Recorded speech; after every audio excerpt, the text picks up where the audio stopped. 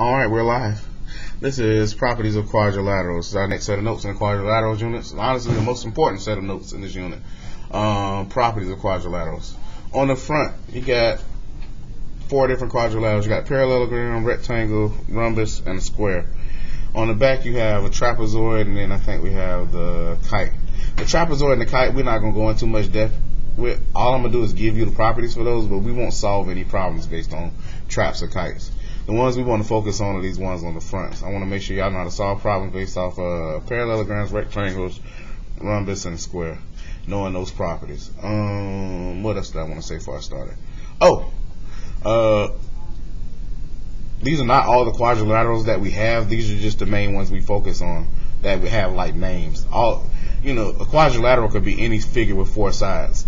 It's just these certain quadrilaterals have properties that we can give you, and we could be able to solve problems based off of that. So on the front, all these ones on the front for a reason. All these quadrilaterals on the front are parallelograms. The rectangle, the rhombus, and the square, we can still consider those 3 to be a parallelogram because those 3 shapes share the properties of a parallelogram. The only difference between them is just a couple different properties that are added in, and as we go through, you'll see which ones those are. But every shape on the front of this page we consider to be a parallelogram because they all have these 5 base properties that I'm about to give you now. And then, like I said, they start to distinguish themselves when they add the additional properties in. Alright, so a parallelogram, any parallelogram, the first property, opposite sides are going to be congruent. Opposite sides are congruent.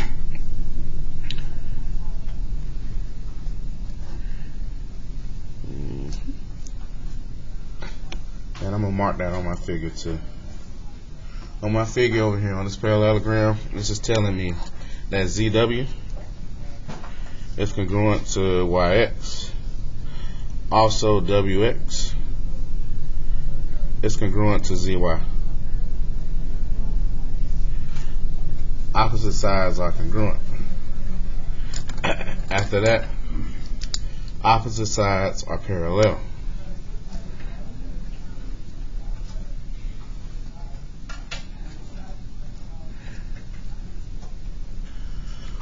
Parallel, meaning they go in the same direction. ZW is parallel to YX. WX is parallel to ZY. My third property says opposite angles are congruent. Opposite angles will be congruent as well.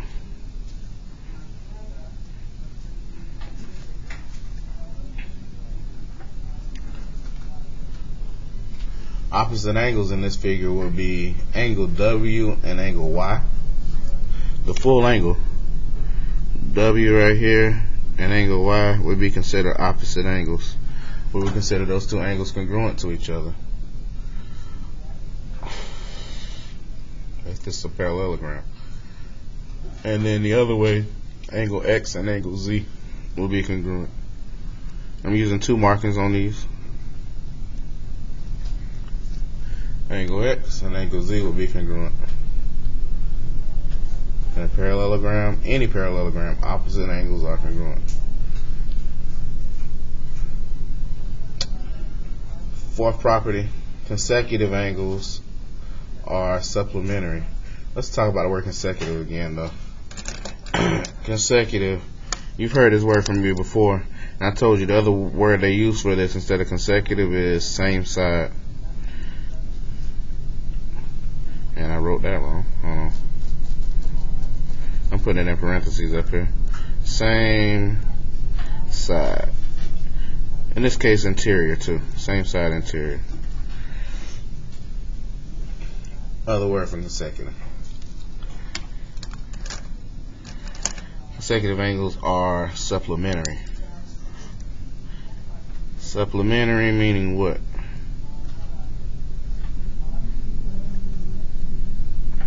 Say what? Thank you, Divine 180. Oh, I ain't hear you. I'm sorry. Stop messing up my video too, whoever that is.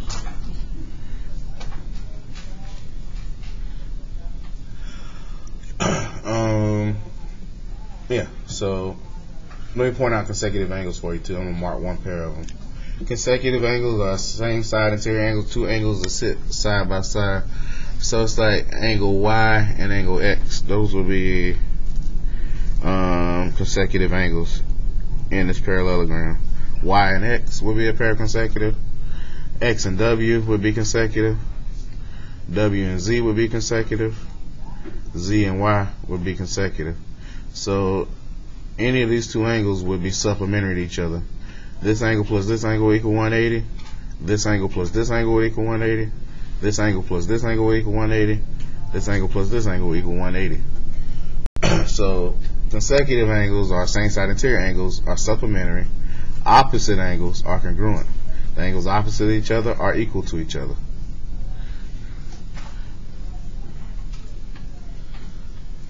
The last piece you need to know about any parallelogram: diagonals bisect each other. Diagonals bisect each other. Bisect meaning cut in half. Y'all should know that already though. So on these parallelograms, they like to draw diagonals in, and you should see them in here now. They got the diagonal WY and then the diagonal ZX in this parallelogram. These two diagonals go through and cut each other in half. If that is the case, then you should know stuff about the halves that you should be able to write. So this diagonal ZX comes through and cuts this diagonal WY in half. That means that from W to T, that segment is congruent to Y to T. And if you notice, I am putting 3 markings on both of those. You should know why.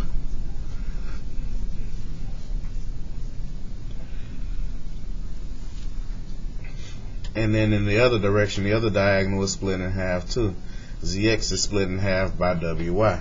That means from Z to T will be congruent to X to T.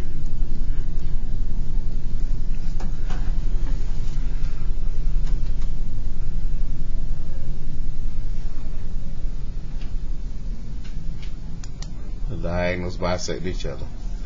Alright, so we're going to be bouncing back and forth with this today. We're going to learn some properties, then we're going to go do some problems. Then we're going to come back, learn some more properties, do some more problems. So on the next page over, we just learned about parallelograms. Let's solve 1 and 2 using the properties of parallelograms.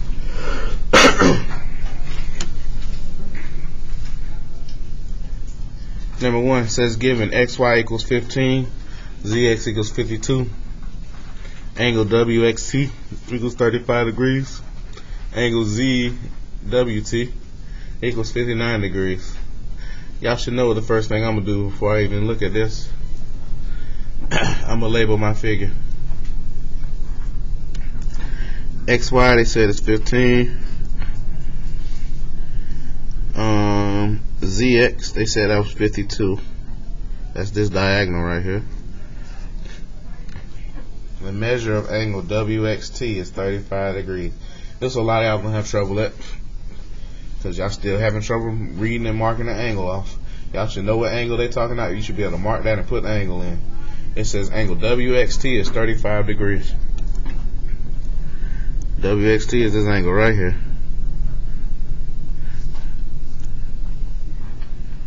Then they say angle ZWT is 59 degrees. ZWT is this angle right here.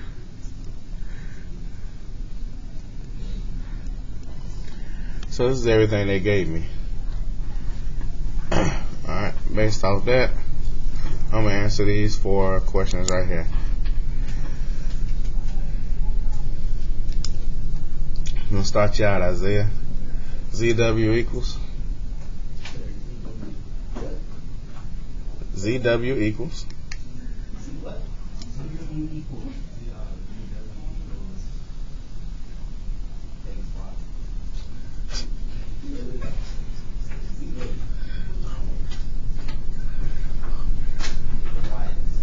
Watch this, Isaiah. Donald, ZW equals 15. Thank you, bud. Oh boy, we're off to a hot start, guys. ZW equals 15. We should all know this. These sides are congruent. They gave me the other side. All I need to know is that, okay, that's 15 too. This how you gonna be today?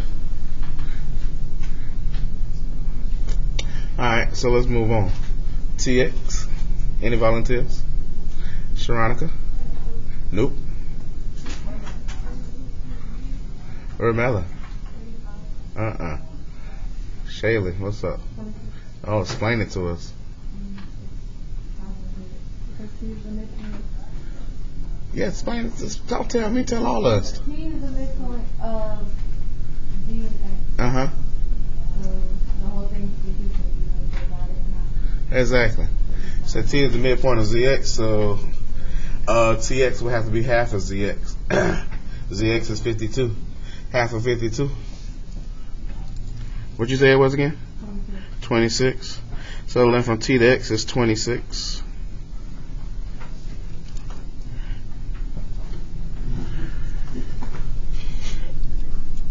Then after that, they asked us for angle TZY. Angle TZY. I'm not even going to mark that yet. I'm going to see if y'all know what the angle is and why it's what it is before I mark it. Anybody besides Shaylee? Let's bother Tim right now. Oh, no, hold on. I don't know your name yet, sir, but go ahead. You said 35? Yeah. Do you know why, though? You ain't on the same side. Tim, you know why this angle is 35 degrees? TZY. ZT, hold on. What is the name of the angle? TZY. I'm reading it wrong. TZY. My bad.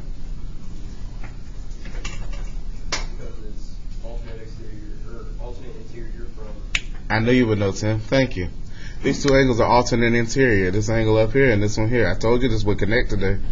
I didn't lie to y'all about my bell ringer, did I? Alternate interior here and here. How do we know? Because this is a parallelogram.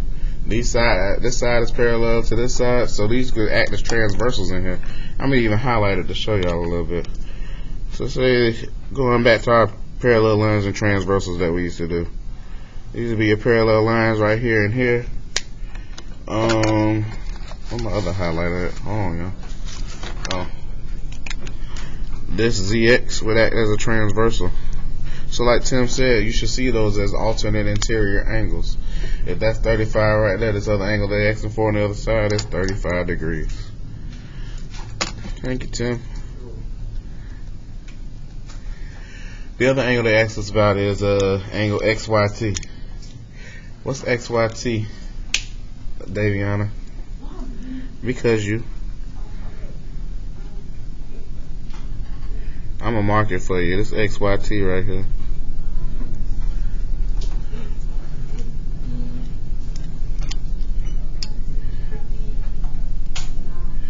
Yeah, 59 degrees. Why, Daviana? Give me. Because it's alternate. Alternate who? Alternate interior again. This will be the other transversal coming that way. Nobody? Don't mess up my video saying nothing crazy. Shh. Alright, number 2.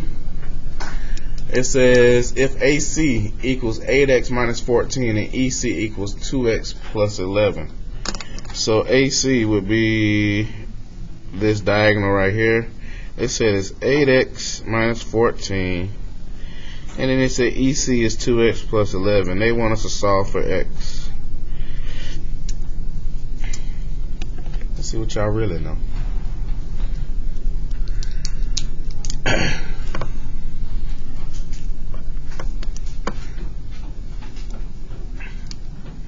Oh, Trent, you think you know?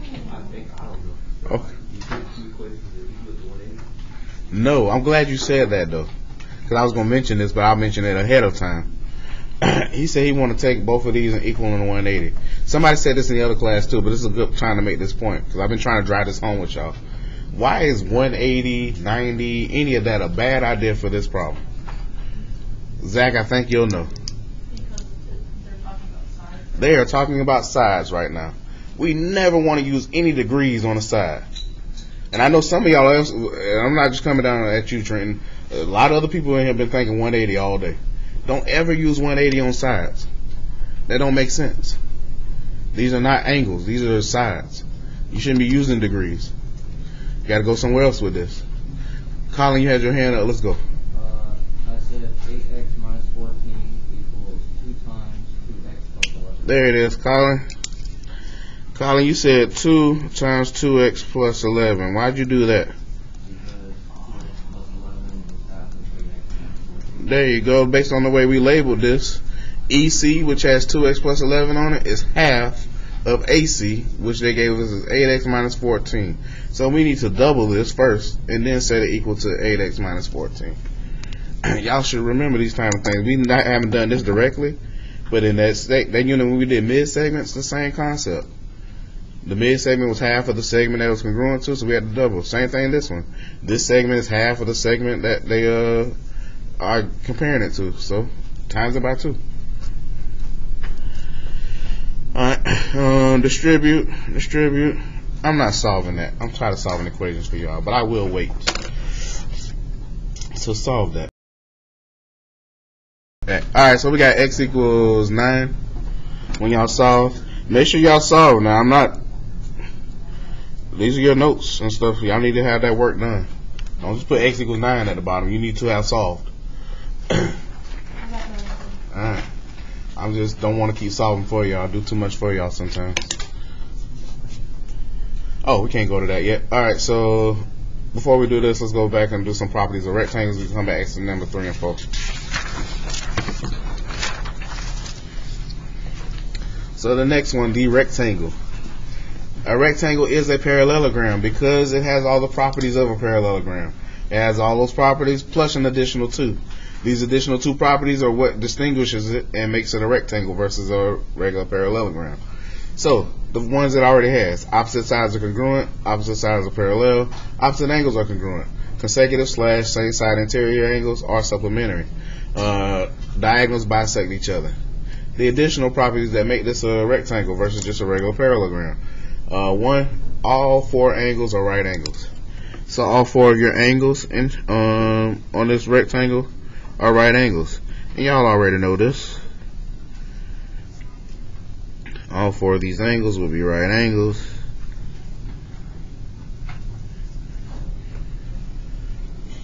And then the other additional piece of information that's different from the regular parallelogram. Diagonals are congruent. So they not only bisect each other, they're also congruent, meaning the diagonals are the same length. So that means when this split happens in the middle at point E, that means AC, A to E, is going to be congruent to C to E, but also this way BE is going to be congruent to DE, and all those segments are going to be congruent to each other. This is the difference. This is what makes this a rectangle versus a regular parallelogram. What's your question? Say it one more time. No, and that's why I'm about to explain to you. I'm not even about to go show you on the first one. The reason it wouldn't be, look at this first one up here. The diagonals here, WY and ZX, you can see these 2 diagonals aren't congruent, right? On the parallelogram, the diagonals are not congruent. They bisect each other, they split each other in half, which is correct, but they are not congruent. One is longer than the other, obviously. Obviously, ZX is longer than WY. Down here, these 2 bisect each other, split each other in half, and they're congruent. So I can mark all these small segments in here congruent to each other. Because even if you're just looking at BE and AE, those 2 are congruent. You see what I'm saying? Another thing I want to point out to y'all before we go on the other page, because it'll help. When you put these diagonals in, you also create little triangles inside of the rectangle. You should see 4 triangles in here. Do y'all see them? Y'all should also notice some stuff about those triangles. These triangles, all 4 of them, what type of triangles are they? Classify them. Thank you, isosceles. These are isosceles triangles. Alright, that's going to help us when we get to the next problem. Alright, so let's go do this. We're doing 3 and 4 based off properties of a rectangle. Number 3, solving using the properties of a rectangle. And 4, same thing. 3. dB is 42. So D to B, that is 42. Then they say AD is 26. Then they say D angle, DAE, is 42 degrees. Angle DAE is this angle right here. 42 degrees.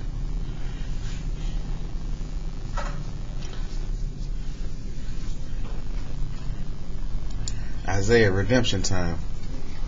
AC, bro.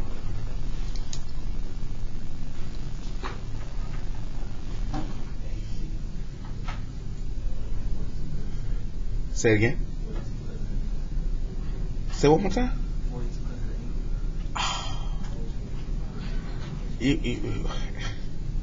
I wish you wouldn't have said that second part. I could have went with you. You said 42 because of the angle?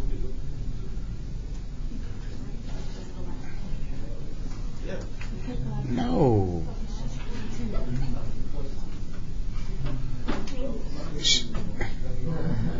New guy, what's up? Well, I got an issue with him saying 42 because of the angle. It's not 42 because of the angle. I agree. That's why I'm just questioning his logic right now. But yeah, so what is it?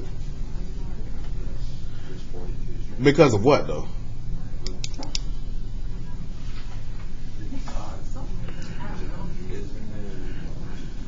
I'm not tricking y'all. Isaiah bothered me, man. I don't like his answer. Go ahead, Robert. Help us out. Diagonals are congruent. So if DB is 42, that means AC will be 42. It's not because of no angle. It's because DB is 42. Y'all scaring me, man. Alright. Yeah, so blue, EB, what's that? EB. Yeah, tell us why. Half of EB. Thank you. It's half of DB. Alright. We're doing a little better now. Next one, measure of angle ADC. Measure of angle ADC. Go ahead, Shaylee. Yes, ADC is 90 degrees. Angle ADC, I'm going to mark it for y'all. Well, I don't need to mark it for y'all. See it, ADC. That's this angle right here. Y'all show us a 90 degree angle. It's a rectangle. This is the one. Somebody impressed me. And I feel like it might be Colin. I don't know. I got other people here who can do this too. We need to find the measure of angle DEC. DEC. DEC is this angle right here. I'm going to put 2 marks on it. I'm going to pause too because I want y'all to think about this. Coming back. Alright. So Abigail, she kind of broke it down, but I'm going to go a little deeper than what she said. Looking at this, she started up here with this 42 degrees. We need this angle down here. She understood this 42 is next to another angle right here, and she could find that because over here in this corner, this is 90 degrees. So she said 42, well 90 minus 42, just to get the angle on the other side. And you said that was what, Abigail? 48? It's 48. 48 degrees right there. That being said, since we know that, we can go and kind of. Oh, also she said these are isosceles triangles. So she said this is isosceles triangle. Here, there's one here, here. All these triangles are isosceles. We talked about that on the other page. That being the case, if this is 42 here, this is 42 here. If that's 48 there, this is 48 right here. And then also this is 48 over here. I can fill it all the way out, all the way around. This is 48. This will be 42. This will be 42. Just by knowing that these are isosceles triangles. That being said, they want us to find this angle that we marked in red up here. Next thing she said she did, since these are all isosceles, said she did 48 plus 48. Got that, 96, and then she subtracted that from 180. So to find that angle up there, I'm going to just write out 180 minus 48 minus 48. And what you got, 84? Yep. Yeah, 84 degrees. So this angle here would be 84 degrees.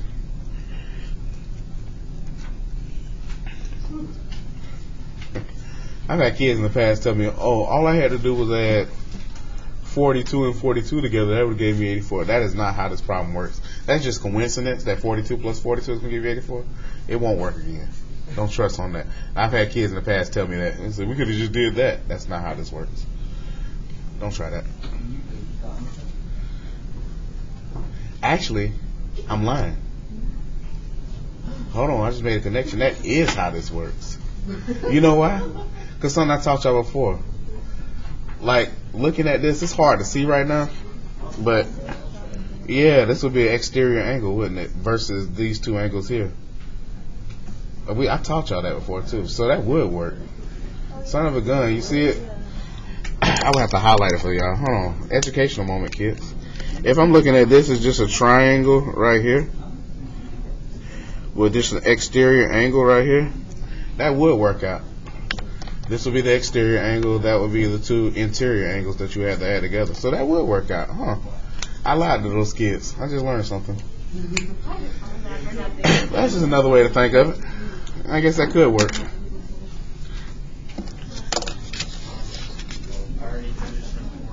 Oh, okay, good. Well, let's talk about it real quick. I said, well, let's talk about it real quick. Number 4. Let's go. VW equals 9x minus 11.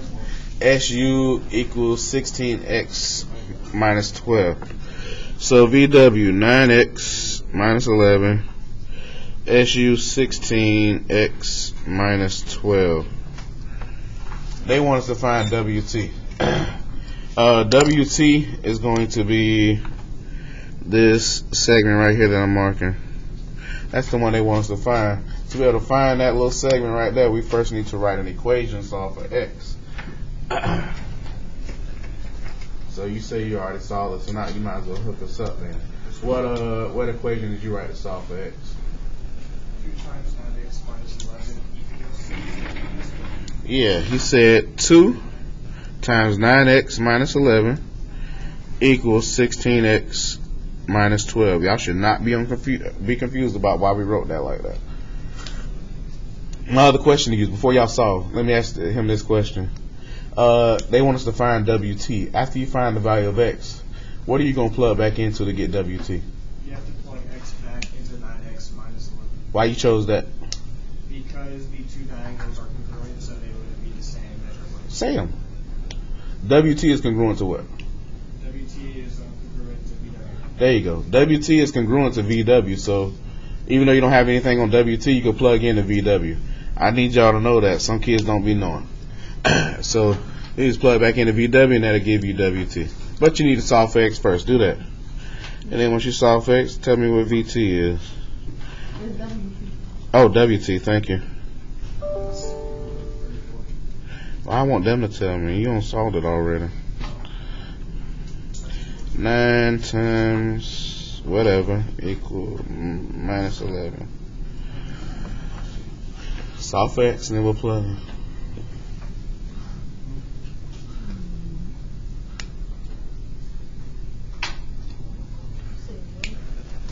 What? Solve that. Alright, fine. Okay.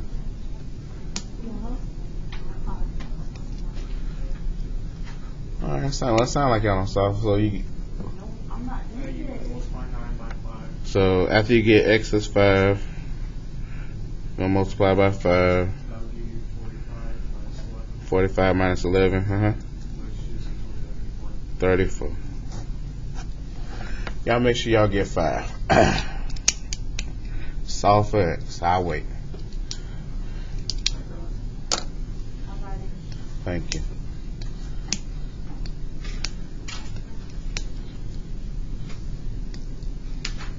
Good stuff. Let's keep going. We're on to the rhombus, or rhombi, if you're talking plural.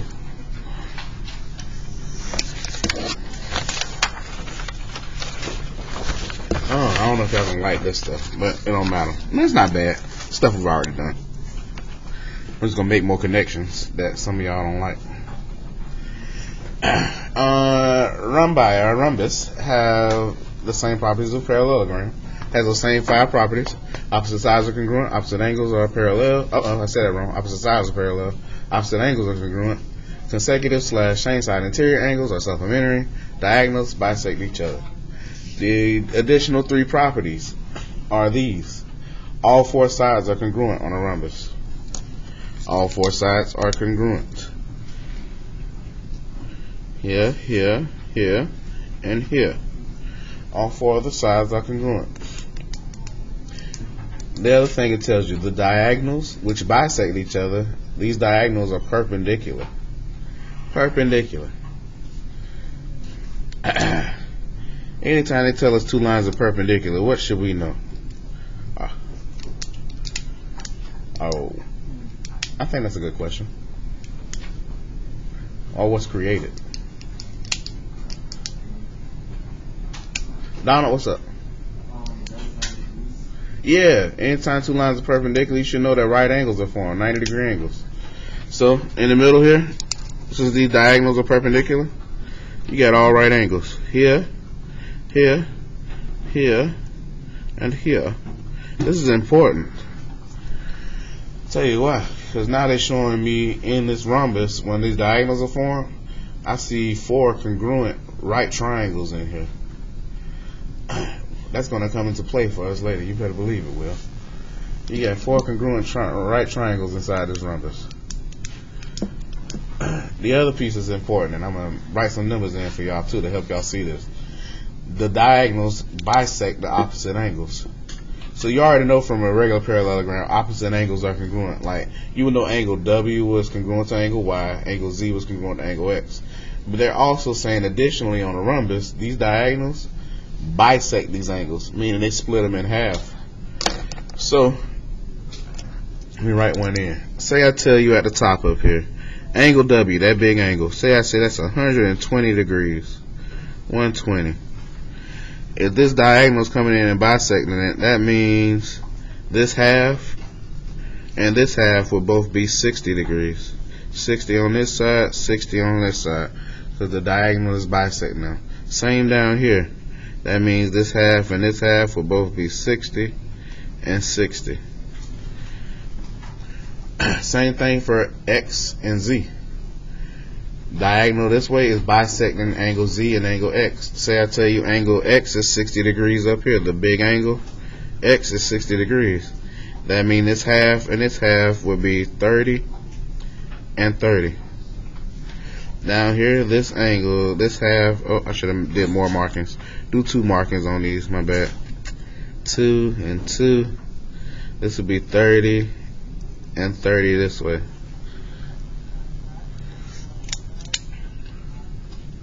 The diagonals bisect those opposite angles, split them in half. So those are the 3 things that make a rhombus a rhombus. All sides are congruent, perpendicular, diagonals, meaning you got right angles in the middle, and then the diagonals bisect the opposite angles. These opposite angles, W and Y, get split in half. This way too, Z and X get split in half as well, 30 and 30, 30 and 30. Alright. Knowing that, let's go answer some questions. Are we all the way on the back? On that. 5 and 6. So now we're solving using the properties of a rhombi. Round to the nearest, round if necessary. It didn't say nearest. It says round if necessary. Number 5. ZY is 34. YW. Oh, I read that wrong. WY is 38. Angle ZXY is 34 degrees. Alright, so ZY 34. WY 38. And then angle ZXY is 34 degrees. ZXY, that is this angle up here.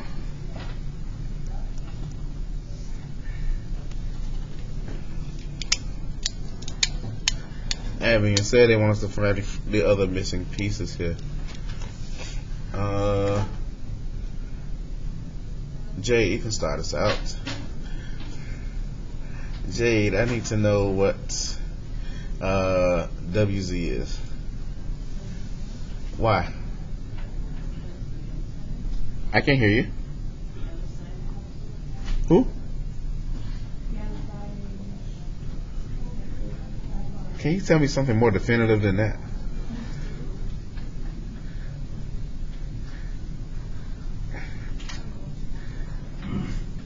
Go ahead, Divine. What's congruent? Thank you. Why you can't just tell me all the sides on the rhombus are congruent? Why y'all can't just tell me that? They said that all day today when I asked that question. But y'all gotta be difficult. Every time I've asked that question, everybody said, "Oh, all the sides of a rhombus are congruent." That's it. That's all I want to know. I know. Oh, so we can put 34 on all the sides. We know that already.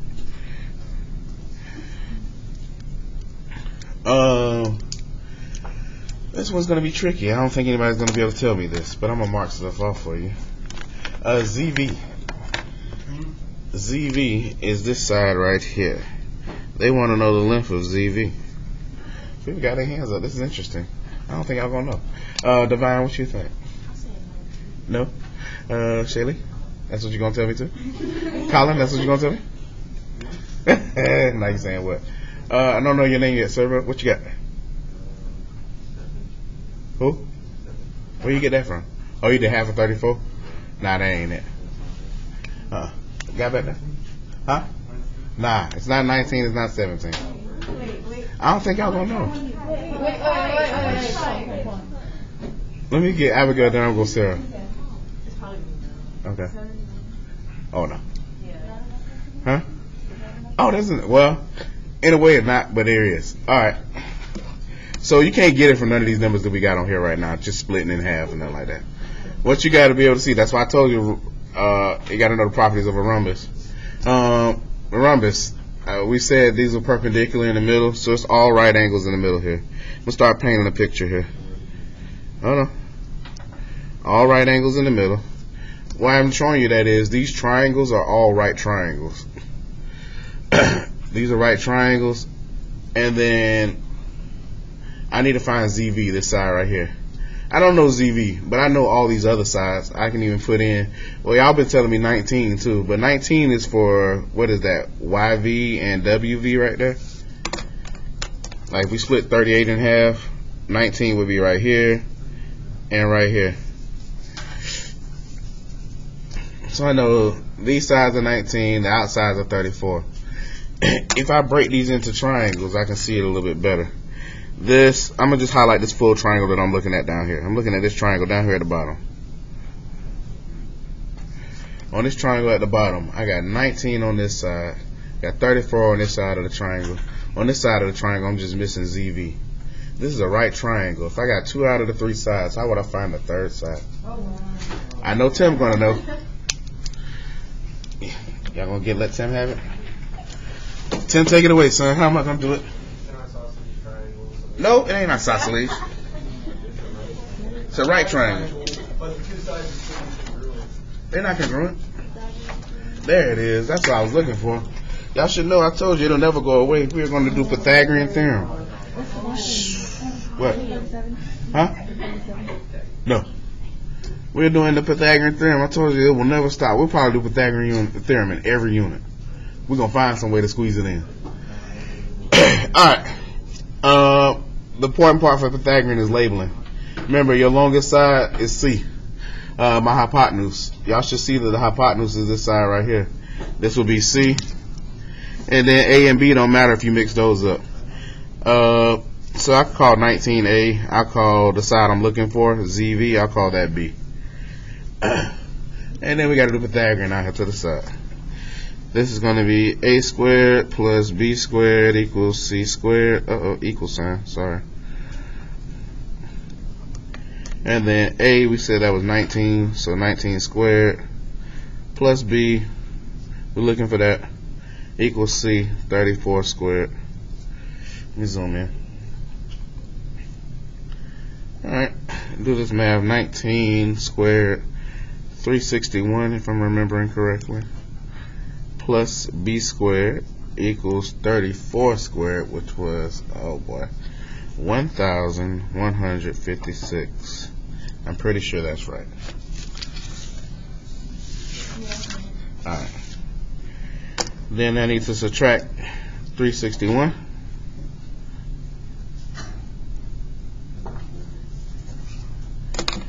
And we get b squared equals 795.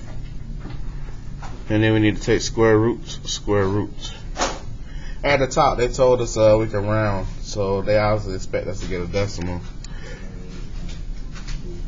You know, on this one, you're going to get 28.2 when you take square root. Thank you, sir. 28.2, so the length of ZV is going to be 28.2. There will come a time in these where you're going to have to do Pythagorean. We're going to do enough practice to where you're going to notice where it's going to be at.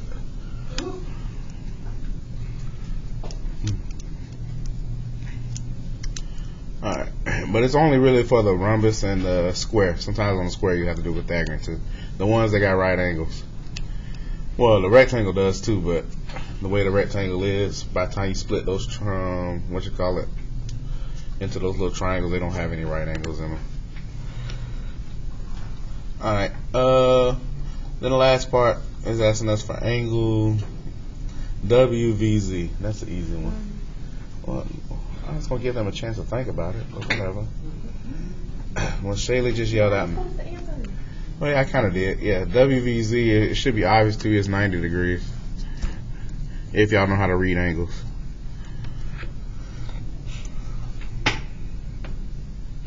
Alright. Main thing you need to capture from that one is the Pythagorean part. Because like I said, at some point you will have to perform that one. Number 6 is not hard either. Some kids get stuck on this, but you got to learn how to read them, how to mark angles, and make sense of it for yourself. Number 6, they said measure. They want the measure of angle HGI.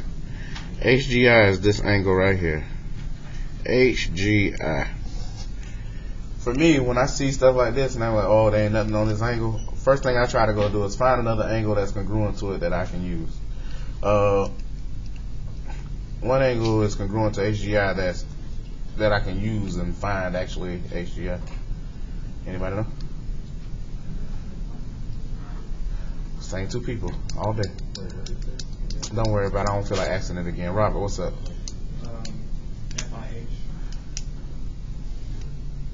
FIH? I don't think you named it right. HIF? I still don't think you named it right. How else am I supposed to? You said HGI, right? I still don't think you named it right. Abigail.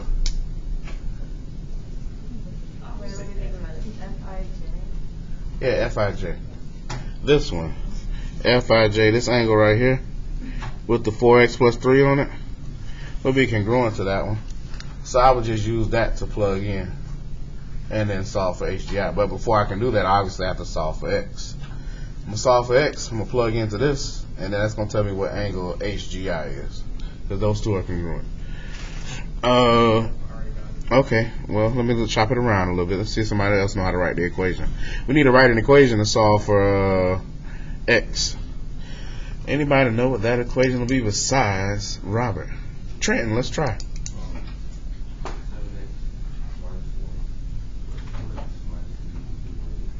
Not quite. Missing some stuff. Anybody else?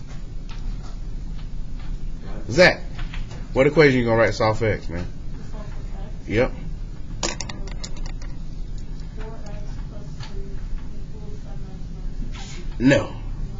They don't even look congruent. Abigail, go ahead. Oh no, Shronica, I want to hear what you got to say. Your hand up. Let's go.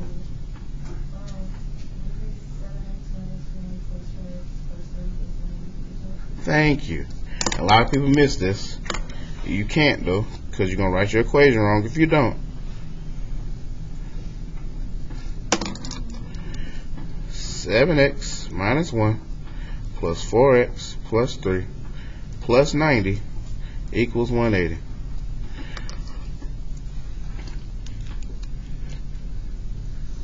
Don't forget the 90s.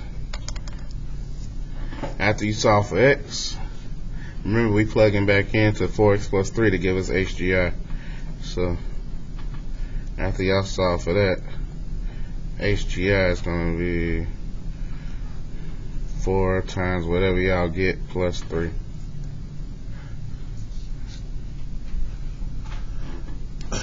Solve that first.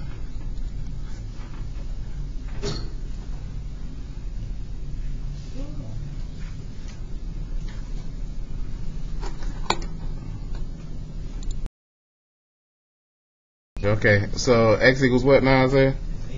Alright, so you plug that back in and you got what? Yeah, that's right. 35 degrees. Oh, don't slam my stuff, man. Alright, it's going pretty good right now, guys. We're almost to the end. Alright, squares. I like squares, they're easy. So a square has all the properties of all the parallelograms. The rhombus, the rectangle, and the parallelogram itself. A square is everything. Matter of fact, if they ever ask you, if they ever go like, is a square considered a rectangle? Yes, it is. Is a square considered a rhombus? Yes, it is. Is a square considered a parallelogram? Of course it is. It's considered to be all those things because it has all the properties of all the other shapes. So of course, if they ever ask you, is a square considered to be a rectangle? Yes, you should say yes. A square is everything. In reverse, though, a rhombus is not considered a square because it doesn't have all the properties of a square. A rectangle is not considered to be a square because it doesn't have all the properties of a square. But a square can be considered all those other things, though, because it has all those properties. You even see it's all listed here. All these things are properties of a square.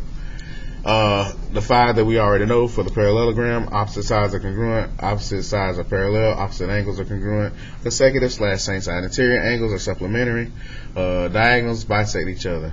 And then the other ones that we added in for the rectangle and rhombus, all those are here too. We're going to mark those off on here. 4 right angles. A square has 4 right angles. We all should know this.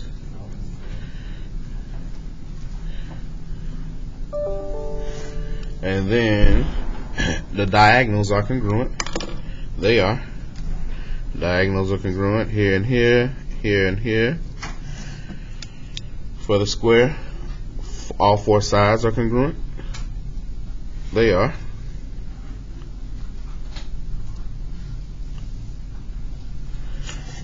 And then the diagonals are perpendicular. Diagonals are perpendicular, meaning you're going to create right angles in the middle here. Right angle, right angle, right angle, right angle, all in the middle. And then the diagonals bisect the opposite angles. So that means these opposite angles, A and C and B and D, are being bisected by these diagonals. With that being said, we can actually calculate this because we can do that in our head. We got 90-degree angles in each corner that are being bisected by these diagonals. If I split a 90-degree angle in half, what angle am I giving myself? Say it louder. 45.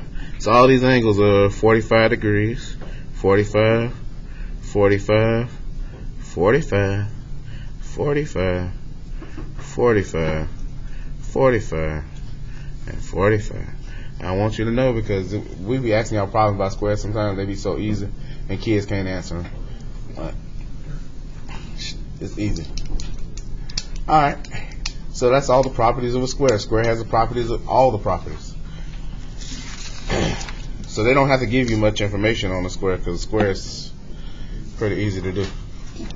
If you look at number 7, all they told me about this square is that AD equals 11. And they want me to find everything else. So round to the nearest 10. AD equals 11 right here. On this one though, I do want to skip, let me skip AC and let me do BC first.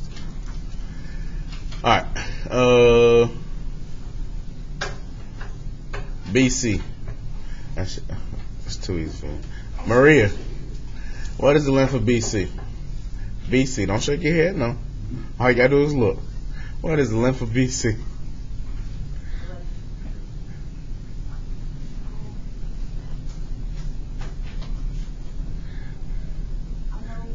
Trenton, go ahead, dog. 11. This is not a trick question.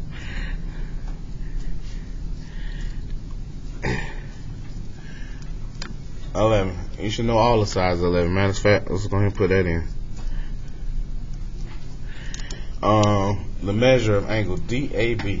Angle DAB. Oh, yeah. Good job, son. DAB is 90.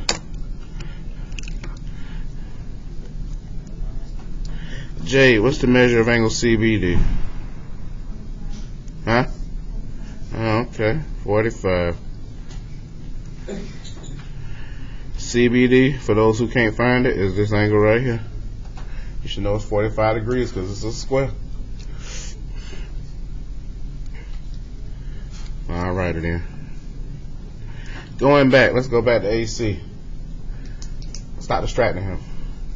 Going back, let's go back to AC. They want us to find the length of AC. AC is this diagonal right here. They want us to find the length of it. Anybody got any ideas? What's up? Huh? No. Alright. Tim, what would you do to find AC? Oh, Colin, you was about to tell us? I was just gonna say 11. Ain't no 11. Thank you, Tim. Say it louder again for the kids. They didn't hear you. Pythagorean. We're going to use Pythagorean theorem. The reason Tim knows to do this is because in this corner right here, this is a right triangle. So you can look at this triangle as this. I'm going to highlight it here and here. I got two sides already, 11 and 11. I just need to find the diagonal.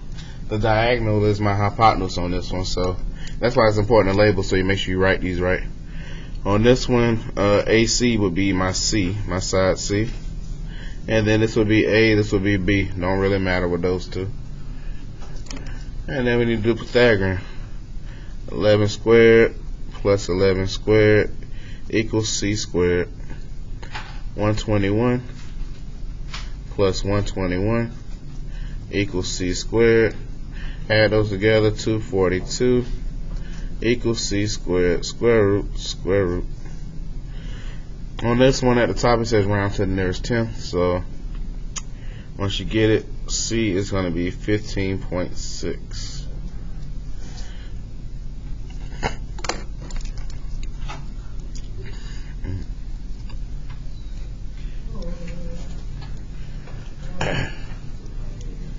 What's up, Trent? We almost done. Next one. Number 8. SW equals 2x plus 13. WU equals 8x minus 41. Find VT. So XW is 2x plus 13. WU 8x minus 41. That wants to find VT.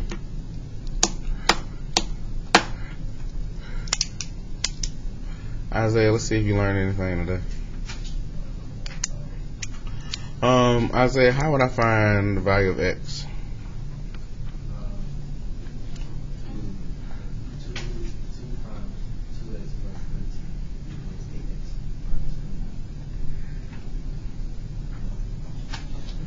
You just thinking about the last problem. You got to look at each problem as its own, Isaiah, and look at how we label. Zach, go ahead. There it is. There's no reason to double on this, Isaiah. You doubling for what? SW and WU are congruent. You're not the only one guilty of that, though. Y'all mind always on the last thing that you saw, and y'all think everything is the same. It's not. Look at it. Evaluate each problem for its own. Zach, after you find X, though, Zach, how you gonna find VT?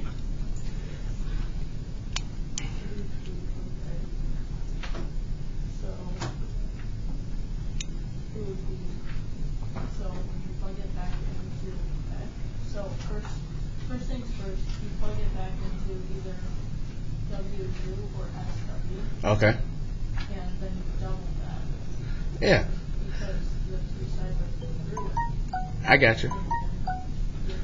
I was making sure you know, because some kids don't be knowing. And well, you explained it pretty good, but I'm going to explain it for them again. Zach is saying you got a choice. Once you find X, you can plug into this one or this one. And then you could just double it. When you plug in 2X plus 13, that's just going to give you SU. SU is half of VT, so you need to double that. Or you can do like some of y'all do. I know some of y'all just plug back into both and add them together. I mean, you can do that too. Or you can just pick one of them, plug back in, times it by 2. Whatever works best for you, I don't care. Do that. So solve for X and then give me VT. I'm not doing that for y'all.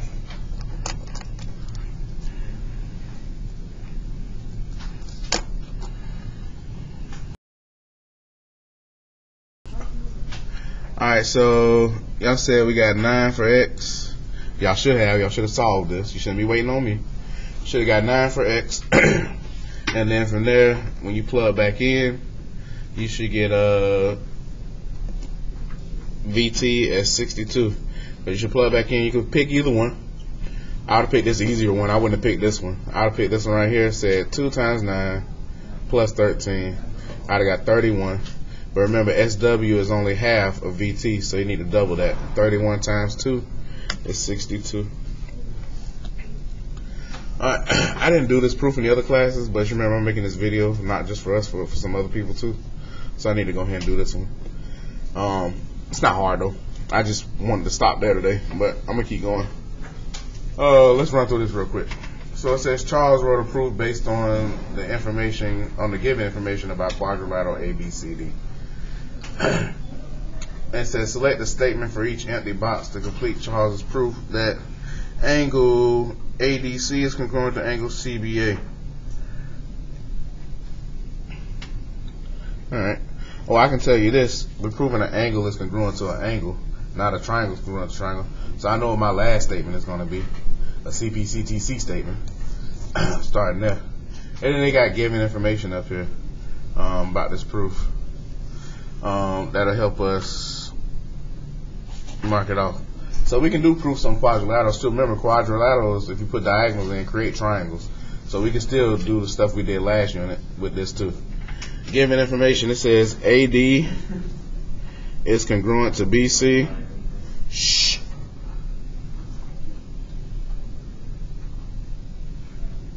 Don't do that. AB is congruent to DC. That's given. Over here, they just want to put the stuff in the right order. Honestly, this stuff over here is like the statement and the reason together.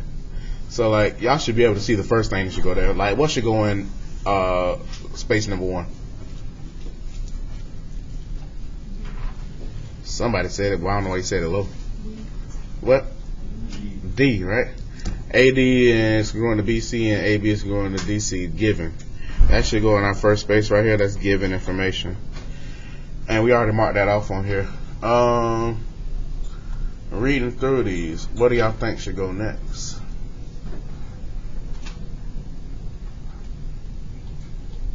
What's up? Huh? Yeah, A. It says draw a diagonal AC through any 2 points. There exists exactly one line. A. So they're gonna have us put our diagonal in ourselves.